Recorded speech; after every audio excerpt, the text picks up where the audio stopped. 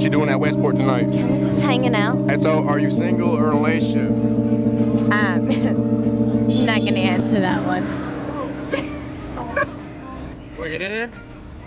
Yeah. What was the question? Are you single or in a relationship?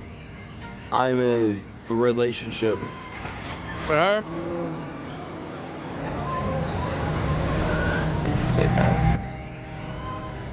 Huh? Hey, the camera right here, dog. Am I in there? Y'all hot together? That's what she said. Anyways, let's keep them out. Bye-bye. Keep going. Yeah, this guy's gonna make you Snapchat fucking famous. Keep going. Keep going.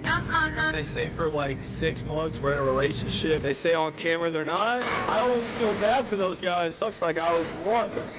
Thank you. All right. Hey, I needed you more than you ever do. Hey. He was drunk, but sober enough to realize she wasn't the one. She threw away a man who can act that calm and rational in a situation like that, while he's drunk. Crazy world. A broke woman who makes no money, struggles to pay her rent and typical basic bills every month, calls men that can't send her to get her nails done a brokey or sassy. Delusion. I was paying for 11 years. For 8 years, the woman stayed at home. And to thank me for that, she cheated on me.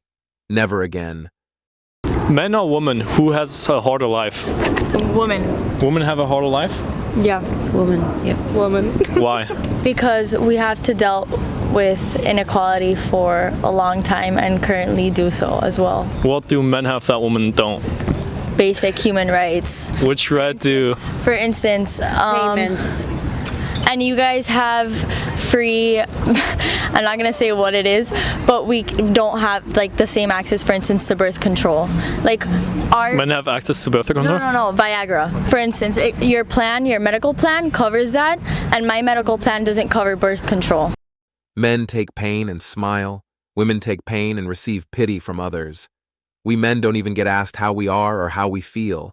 What's a high-value woman? A woman who knows her worth and knows she can do better than that, because there are men out there that aren't gonna want to see a whole bunch of women at one time. But what determines a woman's worth? I think a woman determines her own value.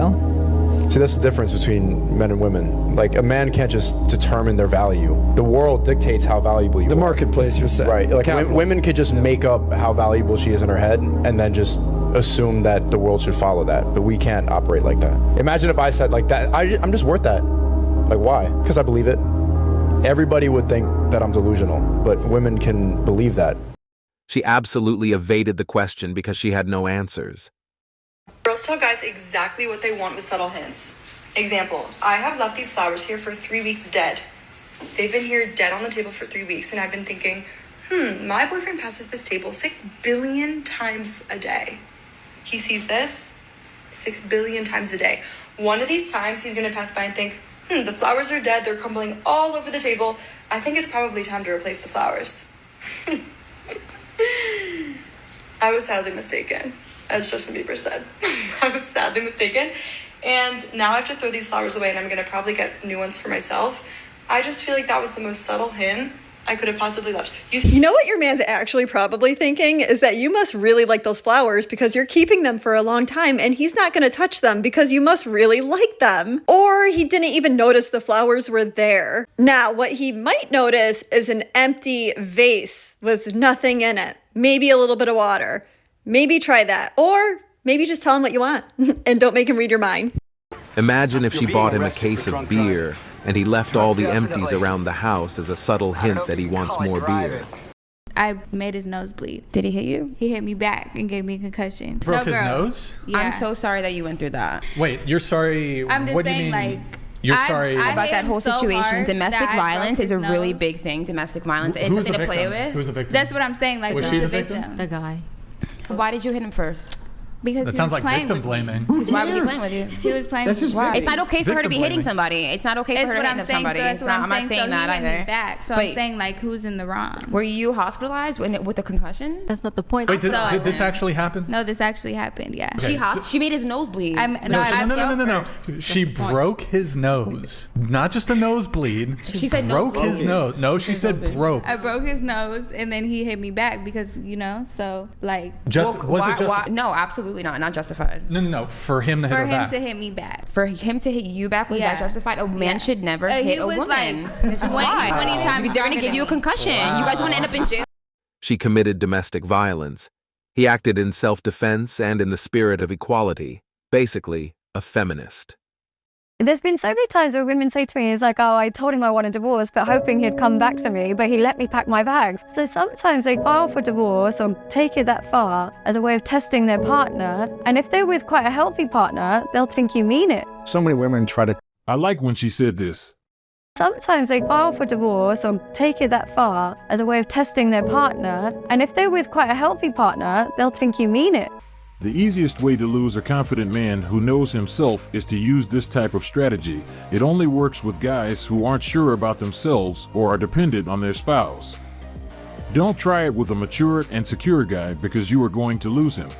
Test their men constantly. It's an evolutionary thing because here's the reality. Childbirth is potentially fatal. So to put that risk onto a relationship, he better be able to endure all types of storms. So we have to test them. So we have to, unfortunately, test them. We have to test, are they going to be faithful, financially stable, have their own boundaries? Now, the problem is, unfortunately, for men, when we push you and you succumb to us, you automatically lose us. What we're saying when we're pushing you is really make sure you don't give in to this, because if you do, then I know you're not strong enough. Oh my God, give me an example. It might be something like I push a man to say, I'm going to come home when I want. I'm going to come on girls' trips. I'm going to do whatever I want. And then when you actually give in and say, okay, essentially she feels like she's not being protected. So she feels like nobody's governing her. You don't have a spine. You're not responsible.